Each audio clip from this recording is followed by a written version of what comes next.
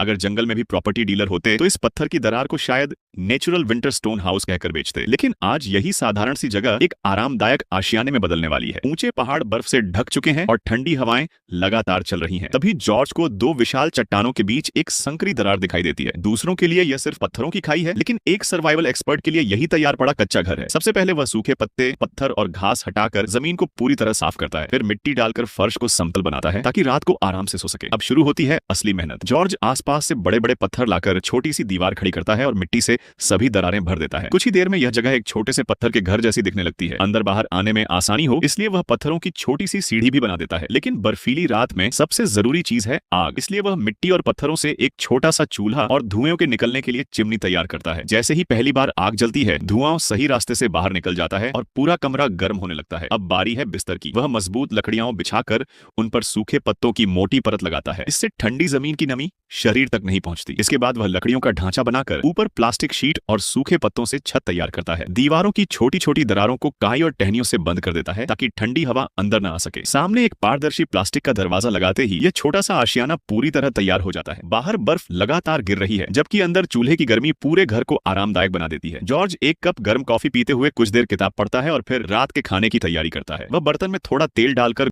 हंस, आलू, प्याज, टमाटर और मसाले मिलाता है। धीमी आंच पर पकता हुआ खाना पूरे कमरे को खुशबू से भर देता है। दिन भर की मेहनत के बाद अपने ही हाथों से बनाए इस छोटे से घर में गर्म खाना खाना किसी बड़ी जीत से कम नहीं लगता। आखिर में जॉर्ज अपने स्लीपिंग बैग में लेट जाता है। बाहर बर्फ गिरती रहती है, अंदर चूल्हे की आग जलती रहती है। ये घर न बड़ा है न शानदार, लेकिन इसमें गर्माहट है, सुरक्षा है और सुकून है। जंगल में जिंदा रहने के लिए शायद इंसान को बस इतनी ही चीजों की जरूरत होती है। आज की कहानी यहीं खत्म होती है। अगर आपको ऐसी ही रोमांचक सर्वाइवल स्टोरीज पसंद हैं तो चैनल को जरूर सब्सक्राइब करें।